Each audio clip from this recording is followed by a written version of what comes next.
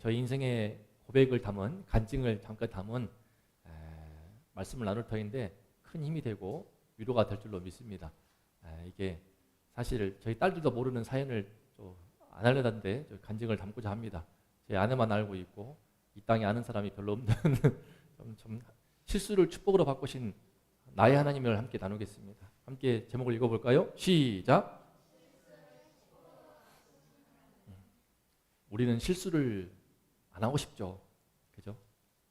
실수를 안 하고 싶은데 내가 부족해서, 내가 못나서, 내가 연약해서 넘어질 때가 있습니다. 그렇죠? 그런데 감사한 일은 우리 하나님은 왜 이놈아 또 실수를 하냐라고 책망하고 꾸짖고 우리 기를 죽이는 분이 아니시고요.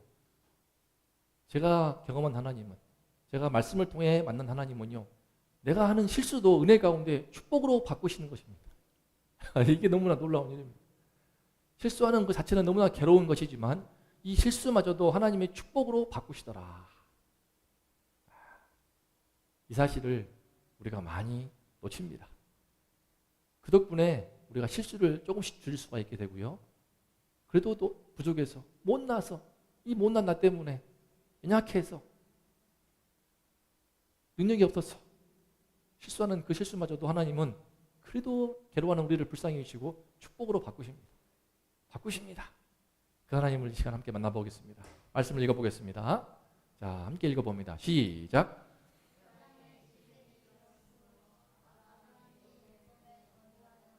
그리로 내려갔으니 이는 그 땅에 기근이 심하였습니다. 그가 애굽에 가까이 이르렀을 때에 아내 사레에게 말하되 내가 알기에 그대는 아리따운 여인이라. 애굽 사람이 나는 죽이고 그대는 살리리니 그대는 나의 누이라 하라. 아브라함이 애굽에 이르렀을 때에 애굽 사람들이 그 여인이 심히 아리따움을 보았고 바로의 고관들도 그를 보고 바로 앞에서 칭찬하므로 그 여인을 바로의 궁으로 이끌어 들인지라. 이에 바로가 그로 말미암아 아브라함을 후대함으로 아브라함이 양과 소와 노비와 암수 나귀와 낙타를 얻었더라. 여호와께서 아브라함의 아내 사레의 일로 바로와 그 집에 큰 재앙을 내리신지라. 바로가 아브라함에게 어찌하여 내 아내라고 말하지 아니하였느냐. 바로가 명하매 아브라함과 그의 아내와 모든 소유를 보내었더라. 유명한 사건입니다. 아브라함은요, 말씀드린 것처럼 에이브라함 링컨, 에이브라함의 이름 전의 이름입니다. 아브라함. 그 아브라함은 사실은 유대교에서, 이슬람교에서, 기독교에서, 심지어 천주교에서 모두가 다 세계 최고 가장 큰 종교에서 제일 모두가 다 믿음의 조상이라고 칭송하는, 또 본받고자 하는 인물입니다. 신앙의 토속을 놓았기 때문에 아이러니하게도 그 뿌리는 같은 것입니다. 이슬람교, 유대교, 기독교, 천주교 뿌리가 같아요. 그래서 보는 성경이 이슬람교의 그 코란은 좀 다릅니다. 하지만 천주교의 성경과 기독교 성경 아주 거의 다 똑같고요. 추가되는 성경이 또 있습니다. 위경이라고 돼 있고 외경이라고 돼 있는데 중요한 것은 가장 큰 믿음의 인물로 꼽는 아브라함. 그 아브라함이 이런 어처구니없는 실수라고 하기에는 너무나 치명적인 잘못을 범합니다. 아내를 팔아먹어요. 아내를 팔아먹습니다. 우리 대한민국 정서상 내가 깡패가 와서 내 아내를 해코지하려고 한다. 그러면 내가 두드러 맞아서 그냥 피투성이 당했더라도 내가 아내를 지켜야지 않겠습니까? 물에 빠졌습니다. 그러면은 어떻게 하겠습니까? 어려운 질문이지만 내 부모와 아내가 빠졌을 때 누구를 먼저 구하겠느냐, 그런 질문 하지 마세요. 너무 직구적인 질문이야. 근데 그렇게 소중한 평생의 발레자가 되고 배우자가 되는 그런 아내를 팔아먹는 장면입니다. 사연은 무엇이냐? 그 땅에 기근이 들었습니다. 아브라함이 하나님의 약속의 말씀을 듣고 메소포타미아 문명이 발원했던 그 티그리스 유프라테스강 그 사이에 있는 갈대아 우르 지역을 떠나와서 그 머나먼 거리를 떠나와서 믿음으로 하나님의 약속을 믿고 약속의 땅 가나안에 왔는데 그 약속의 땅을 버리는 겁니다. 신앙을 버리는 것 같은 겁니다. 먹고 살기 힘들기 때문에 교회를 떠나는 것 같은 것입니다. 하나님께서 나를 먹이시고 입히실 것을 믿고 주일에도 열심히 예배드리지만 삶이 힘들다 보니까는요, 이해하는 측면도 있습니다. 어쩔 수가 없어. 주일엔 쉽니다라고 하는 그렇게 붙인 이 주변에 이기는 교회 주변에 있는 시장에서도 많은 상인들이 그와 같은 예비를 드리는 분이 많이 있습니다. 하지만요, 반대로 하나님을 예비하고 경외하는 신자였지만 먹고 사는 문제 때문에 또 주일날 장사가 잘 되기 때문에 그 유혹을 뿌리치지 못하고 예배를 떠나다가 아예 영영 교회에 멀어지는 그런 분들도 얼마나 많은지 모릅니다. 비슷한 사례입니다. 교회를 떠난 거예요. 하나님을 떠난 겁니다. 기근이 들어가죠. 기근은 무서운 일이죠. 모든 지금 아브라함이 이끌고 있는 많은 양과 소, 가축이 있을 터인데 짐승 때 전부 다 물이 없으면 다 굶어 죽습니다. 목말라 죽습니다. 여기 머물면 전부 다 싹 다 이 가뭄 때문에 극심한 가뭄이니까 말씀에서 봤던 것처럼 가뭄이 극심하기 때문에 다 굶어 죽을 것 같다는 두려움 가운데서 하나님을 믿고 믿음으로 떠나왔는 이 땅이지만 그 땅에서 가뭄이 닥치니까 아이러니하지만요, 하나님을 믿지만요, 약속의 땅에도 가뭄은 옵니다. 약속의 땅에도요, 기근은 옵니다. 저도 하나님을 섬기면서 목사의 길로 갔을 때에 제 인생에 얼마나 큰 기근을 경험했겠습니까? 저는 지금도 미역국을 별로 안 좋아하는 이유가 저번에 말씀드린 것처럼 동이신이 쌍둥이 낳고 너무 가진 게 없으니까, 그렇죠? 또 핍박 가운데서도 신앙을 지키며 살아왔지만 이 어려움이 많더라고요. 한 달 내내 미역국을 먹는데 정말 징글징글했거든요. 그때는 넘어갔지만 지나가 보면은 너무 그때가 생각나가지고 먹기가 싫어요. 미역국 미끄러지는 거 먹을 때마다 막 먹기가 싫다 했는데 그만큼 이 가뭄과 기근은요, 경제의 난, 우리로 말하면 생활고 되게 힘든 것입니다. 이해할 수 있죠. 그래서요, 아브라함이 치명적인 실수를 범하고 마는데 보세요. 메소포타미아 문명에서 떠나왔습니다. 다시 말해서 하나님 없이 바벨탑을 쌓은 이 문명에서 떠나왔습니다. 하나님의 약속을 믿고 나의 인생을 책임질 것을 믿고 떠나왔지만 흔들린 겁니다. 그래서 약속하신 그 땅을 떠나가지고 반대로 이집트 문명으로 가버립니다. 이집트, 나일강이 있는 이집트 문명으로 떠나와 버린 거예요. 거기에 누가 있습니까? 일단은 먹고 살기 위해서 급한 마음에 탈출을 했지만 나중에 애굽을 탈출하는 출애굽기지만 반대로 애굽에 들어가 버립니다. 바벨탑, 큰 바벨탑을 피해서 조금 작은 바벨탑인 이집트 문명으로 들어가 피해버리는데 이것이 치명적인 실수였습니다. 왜? 여기에는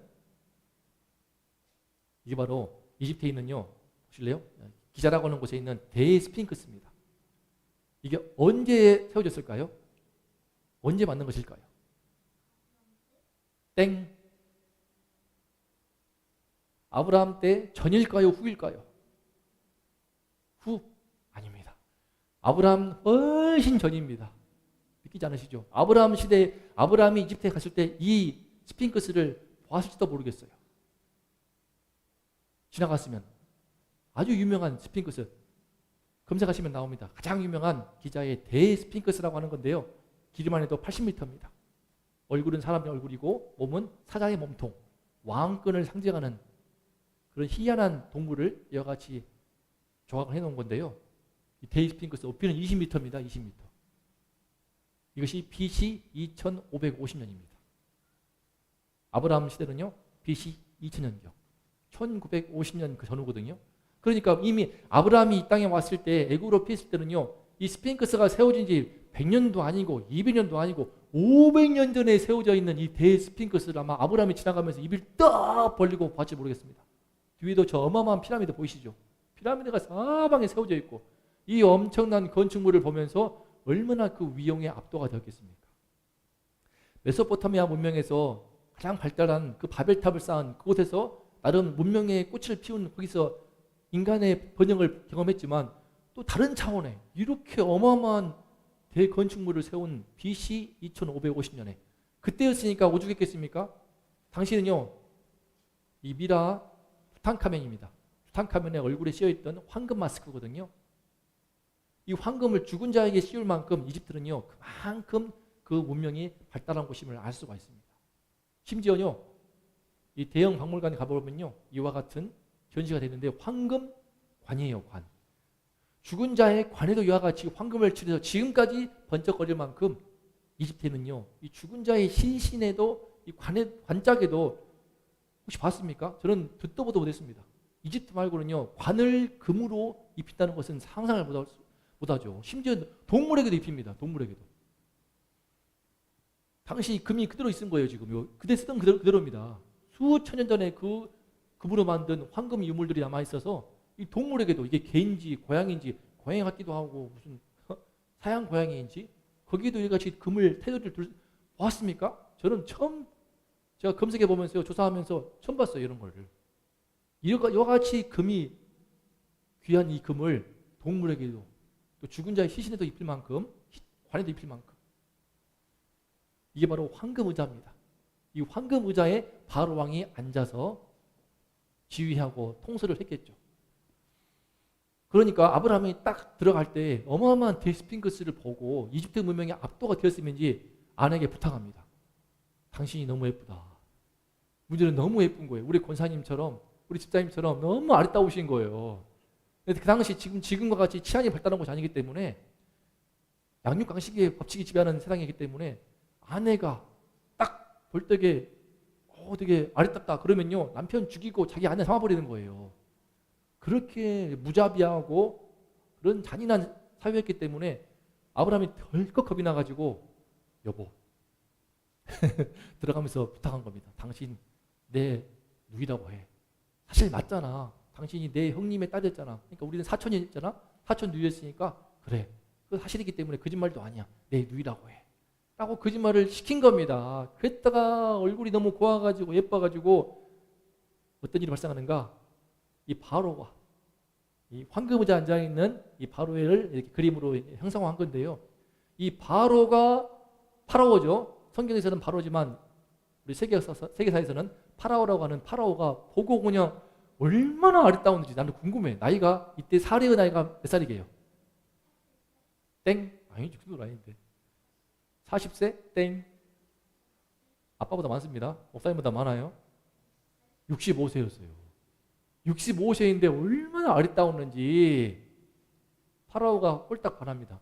나중에요, 창세기 12장에서도 아내를 팔아먹는데 창세기 20장에 가서도 아브라함이 또 아내를 팔아먹어요. 아비멜렉 왕한테. 그때 나이는 89세인데 89세가 되어도 안 늙어. 사례가 불임이었기 때문에 그런지, 아이를 안 낳아서 그런지 피부가 탱탱하고 아주 그렇게 젊고 아름다운 미모의 연인이나 봐요. 그래서 어떤 문제가 있었는가? 사라를 누이라고 속여버립니다. 어떻게 고우십니까? 아내가 너무나 고우니까 누이라고 속였는데 이것 때문에 파라오가 빼앗아 버립니다. 아내인 줄 알았으면 죽였겠죠. 죽이지 않고 누이라고 하니까요, 사례를 자기 아내로 삼습니다. 제가 말씀을 뺐는데요, 사례를 자기 아내로 삼고 파라오가 정식으로 자기 후궁으로 삼아버립니다. 첩으로 삼아버려요. 첩으로. 그러면서 후대하에서 어마어마하게 은과 금, 그거죠, 지창금이라고 할 수 있겠죠. 엄청나게 은과 금과 노비와 양떼와 소떼와 낙타떼를 한꺼번에 어마어마하게 준 거예요. 그야말로 갑자기 거부가 되어버린 겁니다. 황금이 기천에 널려있는 그 이집트에서 그 파라오가 너무나 아리따운 첩을 얻고 기분이 좋아서 선물을, 그냥 황금 선물을 대폭 줬단 말이죠. 기쁘겠습니까?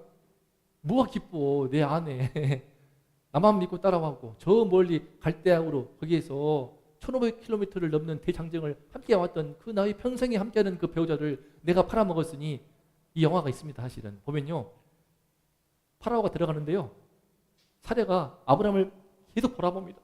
어떻게 좀 해줘 여보, 어떻게 좀 해줘 여보 하는 그 애처로운 눈빛으로 남편을 바라보는데, 이 아브라함은 이 못난 놈은 그냥 바라만 보고 있습니다. 어떻게 할 줄은 모르고, 어떻게 죽을까봐, 자기 겁쟁이 죽을까봐 바라보는데 끝까지 그러면서 벽에 가려가지고 아내가 모습이 사라질 때까지, 파라오가 끌고 갈 때까지 빼앗기는데, 아브라함이 아무것도 못하고 원망하는 눈빛, 좀 도와달라는 그 눈빛을 애처롭게 보내는데 그 외면하는 어찌할 줄 모르는 그 아브라함.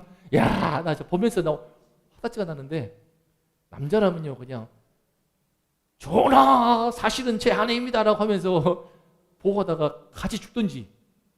네, 그럴 용기는 없고 그렇게 해서 팔려가 버린 겁니다. 문제는 이렇게 팔려가니 답이 없지 않습니까? 어떻게 했을까요? 저는 그때 아브라함의 심정을 또 돌아보게 됩니다. 이제야 말할 수도 없고 겁은 많아서 그냥 덜덜 떨리고 우리 성격이 좀 그랬나 봐요. 막 그냥 뭐 두렵기도 하고 지금 말하면 다 창에 찔러 죽을 것만 같고 전부 다 몰살당할 것 같은데 그러면서 얼마나 자기 합리화를 했겠습니까? 그래 나같이 못난 남편보다는 이집트의 파라오 왕의 아내가 되었으니까 그래 행복하겠지 행복을 빌어주자 했겠을까요? 뭘 알 수는 없습니다. 온갖 자기 합리화를 했겠죠. 가뭄에서 그죠? 가나안 땅에서 기근 때문에 굶어 죽거나 여기에 와서 창에 찔러 죽거나 그보다는 낫겠지 다 아내를 위한 일이야 라고 자기 합리화도 하고 핑계도 하고 변명도 하고 하지만 머리를 치워뜯으면서 괴로워하면서 얼마나 힘들었겠습니까? 그렇지 않겠습니까? 그런데 아이러니하게도 이 사건을 통해서 하나님이 놀라운 반전을 이루시는데 어찌된 일인지 말씀하셨던 것처럼 하나님께서 이번의 일로 바로 아브라함의 아내 사례 때문에 큰 재앙을 이 파라오 집안에 이집트 파라오 집안에 주십니다. 그게 뭔지 알 수 없어요. 큰 재앙이기 때문에 아마 그 당시는요 엄청난 전염병 또는 기근 나중에 창세기 20장에서는요 아예 태를 막아버립니다. 아내 사례를 빼앗아간 아비멜렉 왕의 가문의 집안에 태를 막아버리기 때문에 임신을 못해. 전부 싹 다 불임돼 버리니까 동물도 나오면 너는 적적 다 죽어버리고 하니까 큰 재앙이 임하게 되는데 어떤 재앙인지 모르지만 큰 재앙 가운데서 깜짝 놀라서 원인을 찾아보니까 이 여자가 들어온 시점 그 이후로 재앙이 임했어.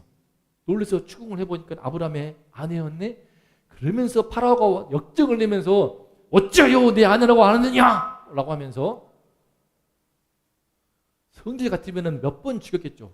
하지만 겁나서 큰 재앙이 임해서 역병이 들어왔기 때문에 두려워서라도 그냥 돌려보냅니다. 무엇과 함께? 선물로 줬던 혼인 지참금 전부 싹 다 하나도 안 빼앗고 전부 싹 다 돌려보냅니다. 그래서 아내 팔아먹었다가 순식간에 어마어마한 거부가 되는데 아내가 빠졌습니다. 근데 아내를 하나님이 되찾아와서 주신 거예요. 그렇게 해서 회복을 시키신 것입니다. 하나님이 일방적으로 이게 파라오 입장에서는 억울한 일입니다. 아니 잘못은 아브라함 지가 한 건데 두드러 맞는 것은 파라오야. 막 두드러 패가지고 재앙을 내리니까 얼마나 억울하겠습니까? 분도 나고 하지만 두려워서라도 돌려보내는데 여기에는 하나님이 아브라함과 맺은 약속 때문에 약속. 그것이 무엇인가? 너로 말미암아 큰 민족을 이루고 바로 아브라함의 아내 사레와의 씨를 통하여서 하나님은 약속의 후손들을 믿음의 백성들을 많이 만드시고자 하는 계획 가운데 있었기 때문에 아내의 사례를 빼앗기면 안 돼요. 아내의 사례가 딴 남자의 아내가 되어버리면 큰일 나는 거예요. 아브라함이 중요한 만큼 사례가 중요합니다. 우리 집사님이 중요하신 만큼 권사님이 중요하시고요. 함께 중요한 겁니다. 우리 모두가 다.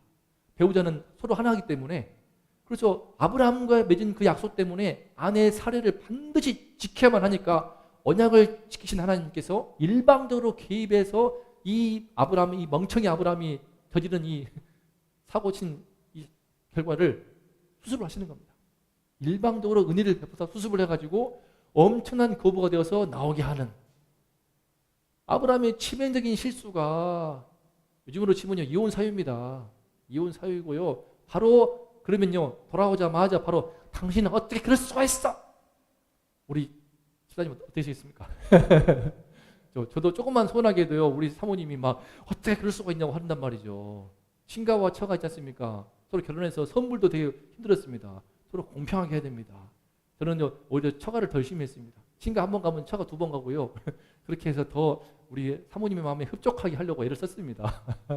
우리 처남이 오게 되면요 각별하게 또 대접을 하고 그랬었는데 아닌가요? 이제 광주를 잘 못 가니까 그렇게 눈치껏 행동을 해야 되는데 이 아브라함이 못난이가 그렇게 못했습니다. 거부가 되어가지고 돌아갈 때 오늘 같으면요 아마 이혼당합니다. 이혼당해가지고 위자료 청구해가지고 아마 사례가 그냥 당신 같은 남편 필요 없어라고 바로 차버리고 그럴지도 모를 판이지만 놀랍게도 하나님의 은혜 가운데 가정이 회복이 되고 오히려 큰 거부가 되어서 훗날 아브라함이 약속의 땅 가나안 돌아와서 엄청난 힘 있는 자가 됩니다. 족장이 됩니다. 누구도 범할 수 없는 강한 힘을 가진 자가 됩니다. 크게 번성하고 부흥하게 됩니다. 자, 어떻게 생각하십니까? 우리도 이런 실수를 하면 안 되지만 무섭기 때문에 불안해서 두려워서 어처구니 없는 잘못을 할 때가 있습니다. 그렇지 않습니까? 인간 관계에서 또는 물질 관계에서 사회생활하면서 저도 오늘 하나 나눌 것은요 저의 실수가 있습니다. 저에게는 약혼녀가 있었습니다. 또 대박이었으니까 저에게는 약혼녀가 있었습니다. 사모님은 눈치를 채시겠지만 제가 결혼하기 전에 대학원 시절에 약혼녀가 있었습니다. 근데 이 약혼이요, 재밌는 것은 너무 놀라네. 진짜 약혼은 아니고 가짜 약혼이었습니다. 사연은 무엇이냐면은 제가 하나님의 은혜 가운데 선교사가 되고자 하는 비전으로 준비했을 때에 실력은 부족하 있지만 한국외국어대 국제대학원에 전액 장학생으로 이제 처음 장학금을 받고 전액 장학금을 받고 입학가 했습니다. 2등으로 들어갔습니다. 그때 제 나이가요 25살. 최연소로 합격했습니다. 남학생 중에 최연소로 들어갔더니요, 와, 같이 입학했던 여학생들 수많은, 왜냐하면 남자들은요 군대를 가기 때문에 저는 군대 안 가고 대학원을 가서 1년 다닌 다음에 늦은 나이에 군대를 갔는데 25살 나이에 24시구나. 24살 25세 군대 갔으니까 24살 나이에 대학원을 입학했으니 또 빨리 입학했거든요. 제가 7살 때 학교를 갔기 때문에 그 어린 나이에 대학원을 갔으니까 많은 사람의 주목을 받았습니다. 제 나이가 24시래. 근데 뭐 예쁘게 생겼네. 그러면서 누님들이 얼마나 사랑해 주던지, 또 같은 또래, 같은 학번 우리 실력 있는 예쁜 여자들이 얼마나 저한테 잘해주던지, 그러면서 제가 대학원에 입학하면서 정신이 나간 거예요. 막 혼미해지더라고. 수업을 듣는데 동국대 행정학과에서 여학생들은 딸랑 4명이고 남자 36명인데 거기서 살다가 갑자기 전부 다 여학생이야. 거기는 다 언어를 잘하는 곳이기 때문에 여학생들이 한 절반 넘었습니다. 여학생들이 또 주변에 와가지고 상범하고 하는데 막 분 냄새 나오고 생일이라고 해가지고 맛있는 거 챙겨주고 케이크 사주고 뭐 커피 사주고 내가 막 와, 그러면서 봄바람 부는데 마음이 살랑살랑거리고, 그래서 제가 그런 얘기를 했습니다. 그런 얘기를 교회에 가서 우리 선배님한테 하고 우리 또 사모님한테 저를 도와주신 권사님이라 할 수 있겠죠. 했더니 위기의식을 느꼈나 봐요. 제가 아무래도 이러다가는 신앙이 떠날까 봐. 그러면서 어떤 방책을 냈느냐, 그리고 올라 목사님의 사모님과 대화하시다가 어떤 방책을 내느냐, 우리 상범이를 약혼을 시킵시다. 그런데 가짜로 약혼을 시킵시다. 그래서 약혼했다고 하면서 약혼했다는 소문을 내면서 상범이 짝이 될 만한 약혼이라고 할 만한 사람을 대학원에 보냅시다라고 한 겁니다. 그렇게 해서 저를 전도했던 예쁜 누님, 저를 전도했던 예쁜 누님이 저희 신앙을 책임지라고 하는 그런 올로 목사님의 사모님의 도움을 받았는지 모르겠지만 그렇게 고맙습니다. 그 예쁜 누님을 저를 전도했는데 그분한테 제가 성경을 2년 배웠는데 그분이 그 제 약혼녀가 되겠다고 달라고 해가지고 거기에 동의해서 제 약혼녀의 행세를 하시고 대학원에 왔습니다. 와서 그리고 저도 사명감을 가지고 거짓말을 하래요. 약혼을 했다고 해가지고 사실은 저한테 좀 되게 친해질 수 있는 외국어대 영어과 졸업한 그 자매가 있습니다. 성은 오씨, 이름만 안 할게. 되게 함께 식사도 하고 재밌었습니다. 연애 한번 안 해봤는데 같이 식사하고, 근데 거기서 제가 솔직히 말했습니다. 사실 약혼했어. 그러면서 깜짝 놀라는 겁니다. 그랬더니 그 여자애가 깜짝 놀라고 주변 누님들 놀라면서 그게 무슨 소리냐고 하면서 대본 약혼 반지 있어? 하면서 막 혐더라고. 반지는 없지만 만나가지고 누구야? 숙명여대 영업가고 다 스토리를 만들어놨거든요. 스토리를 만들어가지고 해서 그래 그랬단 말이야. 그러더니 제가 하나님을 경외하는 사람인지 알기 때문에 한 번은요 그 여자애랑 식사하는데 외대 영어과 거기 자매랑 1대1로 식사하는데 저한테 묻더라고요. 저를 제일 좋아했고 저와 연애하고 싶어했던 그 자매가 상범아, 너 솔직히 말해, 너 하나님 앞에 맹세하고 말해. 너 진짜 약혼했어? 그러더라고요. 가슴이 두근거리면서 아는 또 하면 내가 여자 자매랑 연애하면서 대학원을 재밌게 지낼 것 같은데, 하지만 아니야, 하나님 용서해 주십시오. 거짓말 하겠습니다. 그리고 약혼했어. 약혼해서 얼마 전에 왔다 갔었잖아. 못 봤냐? 못 봤어요. 그래서 그래. 그러더니 그 이후로 그 자매하고 이제 좀 멀어지게 됐습니다. 멀어지게 되어서 그때를 계기로 해서 갑작스럽게 저는 하지도 않은 약혼을 한 사람이 되어가지고 1년 동안 연기하느라고 아주 애를 먹었지만 이 사건 덕분에 그때를 계기로 해서 제 마음이 바뀌었습니다. 저 한 사람 신앙을 돕겠다고 그 우리 전도했던 그 예쁜 누님이 도와주시죠. 올로 목사님 사모님이 도와주시죠. 저를 위해 기도해주시는 권사님도 도와주시죠. 하니까 내가 너무 감동스럽고 그래서 마음에 완전히 우리 주님만을 위해 살겠다라고 선을 긋고요. 그 이후에 확실하게 오로지 공부에 전념하고 주와 복음을 위해서 열심히 전도하고 성경 말씀도 가르치고 전하고 대학원 시절을 너무나 아름답고 열매를 맺게 공부했습니다. 그럴 때 하나님이 축복하시기를 기도 열리게 하시고요. 영어가 유창하게 튀어나오게 하시고요. 특히 제 마음에 확실한 중심이 생겼습니다. 중심이 생겨서 쉽지 않습니다. 남자들은 연약함이 있거든요. 실력이 있고 예쁘고 늘씬한 자매들이 사방에 있어가지고 심지어는 우리 아십니까? 한재석이라고 하는 배우 아세요? 남자 배우인데요. 잘생긴 한재석 배우가 있는데 한재석 배우 외에 여동생이 됐습니다. 여동생인가 누나인가 이름만 안 할게요. 그 누님이 정말 고운 분이신데 저를 좋아했어요. 하고 우리 상범이 그러면서 맛있는 거 사주고 챙겨주고 연예인인데 또 영어도 잘해. 실력이 전부 다 그렇습니다. 그런 주위에 살고 있으니까 제가 막 정신이 험했는데 제 마음의 선을 분명히 걷고 수업 시간마다요. 쉬는 시간마다 가가지고 화장실 가가지고 거기서 변기 뚜껑 닫고 하나님 오늘도 제가 하나님 앞에서 말씀에 순종하는 마음으로 믿음으로 공부하겠습니다. 제 길을 열어주시고 지혜와 청명을 주시고 제 마음에 점이 시험 들지 않도록 지켜주시옵소서 간절히 기도하면서 그렇게 대학원 씨를 보냈을 때에 하나님이 놀라운 승리를 주고 저를 정말 하나님의 사람으로 만들었던 기간이 되었습니다. 부끄럽지만 제 약혼 이야기 참 저로서는 참 제 신앙이 무너질 뻔했던 했고요.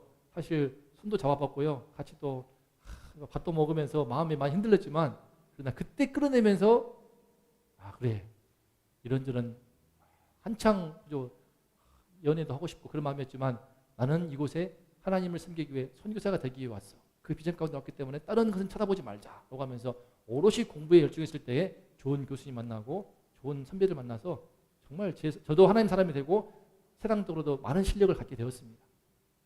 저의 실수가 그랬습니다. 그런데 그런 줄 알았더니 또 제가 사고를 했습니다. 아시죠? 버스는요. 10년 된 버스는요. 값이 확 떨어집니다. 제가 4년 전에 10년 된 버스를 샀습니다. 경찰 버스, 캠핑카로 개조가 된 버스를 사서 그때는 바로 교회 개척을 하고 싶어가지고 질러버렸습니다.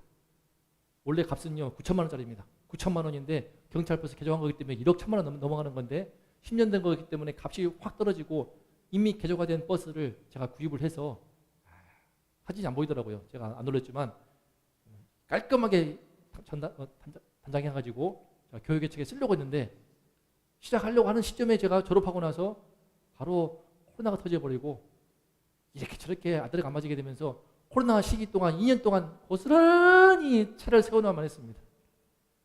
그 기간 동안에 아이들과 함께 아이들 데리고 저 버스를 끌고 크기가요 10m 60 BS106 버스인데요 10m가 넘는 11m 육박하는 제가 버스를 부르릉 끌고 제가 얼마나 참 기도가 부족했냐면요 버스 면허도 없어.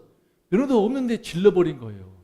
그래서 따놓고 영이 내버렸는데 주차장에다가 딱 세워놓고 그때 면허를 땄습니다. 2주 동안 대형 면허를 따가지고 대형 면허 딴 초짜가 이제 버스를 몰고 있으니 얼마나 긁었습니까? 긁고 떨어지고 부서지고 그렇게 하면서 실력을 겨누는데 엄청 사고도 치고 주차할 데가 없어서 이 버스는요 정말 될 데가 없는 거예요. 될 데가. 전 영희 네버랜드 그 넓은 주차장 공짜로 쓴 줄 알았어. 아니더라고요. 전화가 오고 막 빼라 마라. 와 아쉬운 소리를 얼마나 많이 했던지. 그래서 공트는 타 다니면서 여기에 되면은 한 이틀 있으면 또 전화가 오고 오만 고생을 타다가 하나님 제가 잘못했습니다. 잘못해서 제가 제 욕심에 한번 캠핑카 한번 사가지고 캠핑도 하고 싶은 마음에 또 교회 개척도 잘 이용하고자 하는 그런 마음이었지만 제 마음에 불순한 동기도 있었습니다. 하지만 주님 좋은 뜻도 있었으니까 제발 용서해 주시고 어떻게 감당합니까? 감당이 안 됩니다. 될 데가 없어요. 될 데가 하면서 시달리다가 기도했습니다. 그날 지지가 않습니다. 강촌빌라 살 때 제 방 침대에 앉아가지고 하나님 단판을 짓는 마음으로 제발 주차할 때를 주십시오. 주차할 때를 주십시오. 이번 주 안에 안 주시면 제가 이제 차를 팔아버리겠습니다. 헐값으로 팔아버리겠습니다. 그랬는데 바로 이틀 뒤에 차를 타고 지나가는데 갑자기 저 공터가 깔끔하게 간장이 되어 있는 거 아닙니까? 봤더니 눈이 번쩍 뜨이게 공영 주차장, 무료 공영 주차장, 집에 5분 거리도 안 되는 그곳에 세워진 겁니다. 와 이게 뭔 일인가. 저는 그때 하나님의 도우심을 너무 느끼면서 그곳에 차를 주차하고 2년 동안 잘 썩히고 묵히면서 버티다가 수원에 오게 되면서 결국은 헐값에 처분하였습니다. 이것이 왜 저 인생에는 축복이 되었는가? 이걸 계기로 해서 제가 많이 신중해졌습니다. 하나님의 뜻을 정말 분별하기 위해서 더 만전에 만전을 기하고 더 간절히 기도하고 더 신중해지는 사람이 되었습니다. 털끝만큼의 불순함도 있지 않고 순수한 뜻 가운데 하나님 보시기에 부끄럽지 않은 마음의 동기 가운데 내가 주님을 섬겨야겠다. 버스 캠핑카 끌고 한번 멋지게 돌아다니고 싶은 그런 마음 다 접고 내 마음에 정말 하나님의 뜻을 잘 분별할 수 있는 순수해지는 계기가 되었습니다. 정말 신중한 사람이 되고자 하는 계기가 되었고요. 그런 가운데 제가 이 이기는 교회로 오기까지 얼마나 기도하고 한 걸음 한 걸음 딛고 수많은 곳을 정탐하고 살피면서 정말 신중한 가운데 하나님의 뜻을 한 걸음 한 걸음 찾아가지고 지금도 사역을 그런 신중을 하고 있습니다. 제 평생에 이 버스 캠핑카를 구입했다가 1,000만 원 넘는 큰 손해를 보았지만 결국에는 이걸 계기로 해서 그 돈 이상으로 값어치 그 이상으로 제 존재가 좀 바뀌었습니다. 정말 기도하게 되었고요. 무언가를 결정할 때 선택할 때 정말 신중한 사람이 되었고요. 한 번 더 기도하는 사람이 되었고 하나님께서 성령의 인도하심을 확실하게 주는 그 사인이 있을 때까지는 하지만 사인을 주시게 되면 확실하게 밀고 나가지만 정말 신중한 그런 사람으로 되는 계기가 되었습니다. 저의 존재가 바뀌었기 때문에 그런 면에서 아직도 부족하지만 조금 더 하나님의 뜻을 더 세심하게 분별하는 그런 사람이 된 것을 생각할 때 이 실수가 축복이 되었다고 고백할 수가 있습니다. 그래서 나의 실수가 하나님의 축복이 되려면 두 가지가 있는 것 같습니다. 읽어볼까요? 자, 읽어보겠습니다. 시작!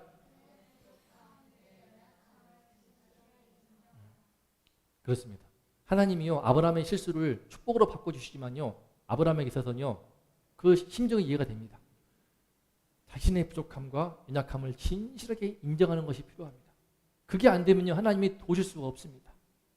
그게 어떤 면에서는 아브라함이 깊은 자기 부족함 때문에 온난 자신 때문에 절망하고 있는 그런 상태에 있을 것인데 그때 하나님이 도와주셨을 것을 추측해 볼 수 있습니다. 왜? 성경의 하나님은요 마음이 교만하고 합리화하고 거짓이 있으면 도와주지 않습니다. 자기 합리화해버리고 핑계대고 변명해버리면요 하나님의 도우심이 그때까지 임하지 않았을 것입니다. 하지만 아브라함이 정말 나의 부족함을 인정을 하고 약함을 인정할 때 그때 하나님의 도움의 손길이 임하게 되는 것입니다. 우리 하나님은요 말씀하지 않습니까? 교만은 패망의 선봉이요 겸손은 존귀의 앞잡이니라. 아브라함이 자기 부족함을 인정하고 사고친 자신의 어리석음을 인정을 하고 신실하게 인정할 그 마음의 상태를 하나님은요 사람은 외모를 보지만 우리 하나님은 우리 마음의 중심을 보시는 분이십니다. 우리 마음에 깊은 깨어짐이 있고 상함이 있고 뉘우침이 있고 진실함이 있고 겸허함이 있고 겸손함이 있으시면요 그때 비로소 하나님의 도우심이 임할 수가 있습니다. 우리 마음의 자세가 매우 중요합니다.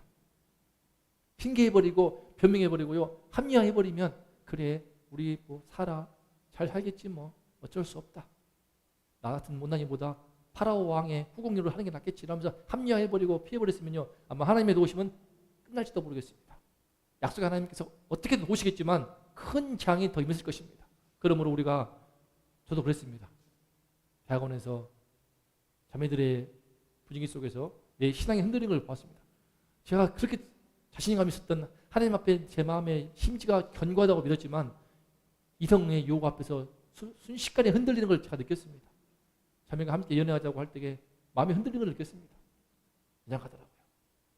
우리 성도님들께서도 나의 신앙을 때로는 타협하고 넘어질 때가 있지 않습니까? 또는 인간관계에서 내가 치명적인 실수를 할 때가 있습니다. 하지만 그때 나의 부족함을 인정하고 못남을 인정하고 진실하게 인정하는 그 순간에 하나님이 택하신 백성은요 도우심이 임합니다. 그 도우심을 우리가 어떻게 받는가? 2번 시작. 하나님의 도우심을 끝까지 믿고 기다리는 것입니다. 우리 믿는 성도는요 내가 사고를 쳤을 때에 합리화하지 말고 핑계하고 변명하는 게 아니고요 그다음에 포기하면 안 됩니다. 만약에 아브라함이요 포기하고 체념을 해버리면 끝입니다. 나는 못난이야 그러면서 차라리 나 같은 놈은 죽어야 돼. 그러면 스스로 목숨을 끊어버렸으면 어떻게 됐겠습니까?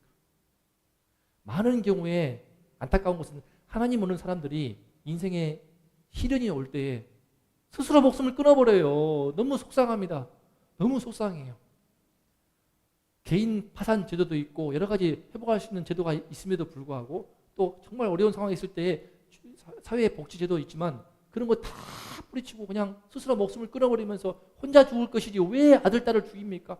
왜 빚을 감당 못해서 빚의 압박을 견디다 못해서 스스로 목숨을 끊는데 아들, 딸, 어린 딸, 갓난아기를 죽이고 같이 목숨을 끊냐 말입니다.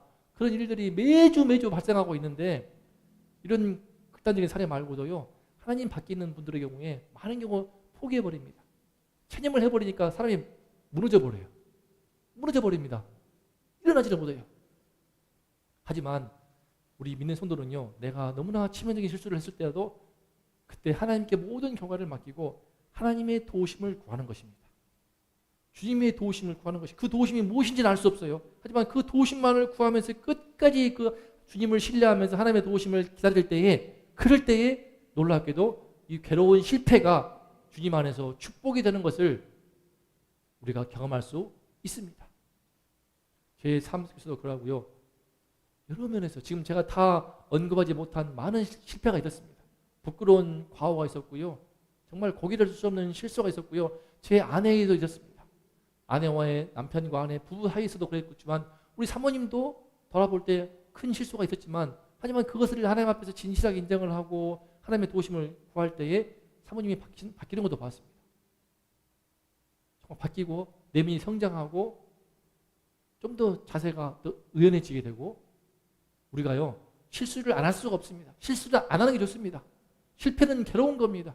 실수는요 아픈 거예요. 너무나 눈물 나는 것이고요. 비참합니다. 자존심이 상합니다. 절망스럽습니다. 모든 것이 무너져만 같습니다. 아무것도 할 삶의 의욕이 생기지 않습니다. 정말 이런 치명적인 실수나 실패는 안 하는 게 좋지만 안 할 수가 있습니까? 아무리 피하고 싶어도 우리가 부족하기 때문에 우리가 못나기 때문에 우리가 연약하기 때문에 어쩔 수 없이 하는 실수가 있을 때에도 우리가 그때 겸손하게 나의 부족함과 나의 연약함을 진실하게 인정하면서 주님 도와주시옵소서 라고 모든 것을 하나님의 처분에 맡길 때에 우리 하나님의 도우심이 임할 때 신기하게도 그것이 어마어마한 축복이 되는 것을 믿으시기 바랍니다. 아브라함이 그러했습니다. 저희 삶도 그러했습니다. 확신이 있습니다. 더 이상 실수를 안 하고 실패를 안 하고자 하지만 제가 점점 더 줄어들었습니다. 과거에는 많은 실수를 했고 실패의 크기도 컸지만 지금은 실수가 많이 줄어드는 것 같아요. 실패를 해도요 감당할 만큼의 되게 실패의 폭도 좁혀지는 것 같습니다. 조금 더 제가 성숙해지는 것을 느끼거든요. 점점 더 신중해지기 때문에 더 하나님의 뜻을 구하기 때문에 더 하나님의 마음이 합한 사람이 되고자 하기 때문에 더 하나님의 도우심을 받는 것 같습니다. 우리가 내 실수가 오히려 주님 안에서 축복이 됨을 믿고 아브라함에게 임했던 그 하나님의 은혜가 우리 모두에게도 임하는 것을 믿고 실수가 있을 때 잘못을 했을 때 실패했을 때 포기하지 말고 체념하지 말고 동시에 자존감 그 심리학 용어 자존감을 지켰다고 하면서 자기 합리화를 해버리거나 정당화하거나 거짓으로 자기를 꾸미거나 핑계하고 변명하지 말고 부족한 내 모습 그대로 주님께 나와서 못난 내 모습 그대로 주님께 나와서 주님 도와주시옵소서 라고 고개를 떨구며 진실한 눈물을 쏟을 때에 우리 하나님의 도우심이 임하십니다. 우리를 회복시키십니다. 우리를 다시 세우십니다. 오히려 어마어마한 축복으로 다가와서 그 실수 때문에 내가 하나님을 더 사랑하게 되고 하나님의 사람으로 더 굳게 서게 되고 하나님의 놀라운 축복을 받아서 세상 가운데서 더 힘있고 영향력있고 귀하게 쓰임받는 보배롭고 존귀한 우리 모든 성도가 될 줄로 믿습니다. 이 은혜가 우리 모두와 함께 하시기를 축복합니다. 축복합니다. 기도하겠습니다. 함께 우리 마음으로 아파해서 기도하면 좋겠습니다. 우리 하나님께서 우리의 실수를 감싸 안으시고 축복으로 바꾸시는 하나님이시니 이 얼마나 감사한 일입니까? 그러므로 하나님 한 분만 신뢰하고 어떤 걱정도 근심도 없이 우리 하나님을 마음껏 사랑하시기를 원합니다. 우리 주님께서는 나의 잘못도 나의 실수도 일방적으로 나를 위하사 비록 그 실패와 실수는 괴롭지만 축복으로 바꾸셔서 내 삶에는 너무나 소중한 시간으로 모든 것을 합력하여 아름다운 선을 이루시니 그 하나님을 만나는 것이 얼마나 복입니까? 그 하나님을 만날 때 얼마나 안심이 됩니까? 그 하나님을 만날 때 우리가 얼마나 점점 더 성장하고 성숙하고 얼마나 하나님 보시기에 복된 사람으로 변화가 되겠습니까? 그 하나님의 은혜를 사모하면서 기도합니다. 아버지 하나님, 힘이 부족하여서 수많은 실수를 하였던 부족한 죄인이지만 이와 같이 못난 죄인을 사랑하사 우리 독생자 예수님을 보내주시고 그 피를 뿌림으로 죄인의 모든 죄를 사하심을 감사합니다. 죄사함 받은 이후에도 수없이 깨지고 부족한 못난 모습을 보였지만 그때마다 하나님은 나를 찾아오사 저를 보배롭고 존귀히 여기시면서 그 실수를 잘 수습하도록, 실수를 통하여서 우리가 성장하도록, 실수를 통하여서 더 깨어진 가운데 진실하도록 도와주시는 주님을 발견합니다. 죄의 부족한 과거 속에서 오히려 더 하나님께서 개입하시고 그 실수를 통하여서 간섭하셔서 나를 도와주시고 내게 은혜를 베풀어 주셔서 내 삶에 깊숙이 들어와 나의 주님이 되어주시고 나의 하나님이 되어주시고 나를 축복하신 하나님이 되어주시니 너무나 감사합니다. 하나님은 참으로 이런 분이신 것을 깨닫습니다. 우리 모두가 부족합니다. 연약합니다. 진실하게 인정하게 하여 주시옵소서. 하나님의 도우심을 구하며 주님의 도우심을 기다리며 살아가는 우리 성도가 되게 하여 주시옵소서. 그리할 때 하나님께서 우리 삶의 모든 부족함을 친히 채우시고 약한 것을 강하게 하시고 내 약점을 장점되게 하시고 내 못난 실수와 그 부끄러운 실패를 놀라운 영광과 축복으로 바꾸시는 우리 하나님을 만날 줄을 믿사오니 하나님, 이 하나님이 우리 이기는 교회 하나님이 되어주시고 이 하나님이 우리 모든 성도님들의 하나님이 되어주시고 이 하나님이 우리 모든 딸들, 귀한 아들, 딸들 지켜주시고 이 하나님께서 이 아들, 딸들을 복주시고 축복하여 주시옵소서. 아버지 하나님, 세상에서는 본인이 실수해버리면 자존감을 지키겠다고 하면서 스스로 자기 합리화를 해버리고 정당화하고 핑계하고 변명을 해버립니다. 거짓 뒤에 숨어버립니다. 그렇기 때문에 하나님을 만나지 못하게 되고 그렇기 때문에 하나님의 도우심을 경험하지를 못합니다. 또한 포기해버립니다. 체념을 해버립니다. 절망해버립니다. 쓰러져버립니다. 하지만 하나님 아버지, 그렇기 때문에 주님의 손을 붙들지를 못하고 보지를 못하고 있사오니 아버지여, 우리는 그렇지 말게 하여 주시옵소서. 넘어질 때, 실수할 때, 실패할 때 오히려 그때 더 깨어지고 겸손한 마음으로 내 부족함과 나의 약함을 인정을 하고 주께 나오게 하여 주시며 주님의 도우심을 간구하며 주의 도우시는 손길을 붙잡게 하여 주시옵소서. 그리할 때 기적과 같이 우리를 구원해내며 기적과 같이 우리를 살려내며 기적과 같이 우리를 회복시키고 놀랍게 부흥하게 하시며 놀랍게 성장하게 하시며 놀랍게 변화시키신 우리 하나님이 우리의 하나님이시오니 아버지 하나님, 이 하나님께서 우리 모두를 만나주시고 우리 모두와 함께 하시고 우리 삶을 지켜주시옵소서. 실수가 있을 때마다 주님 안에서 축복으로 바꾸어 주시고 그 축복의 하나님을 선포하며 축복의 하나님을 마음방에 선포하며 하나님의 일꾼으로 하나님의 종으로 우리 모두가 살게 하여 주시옵소서.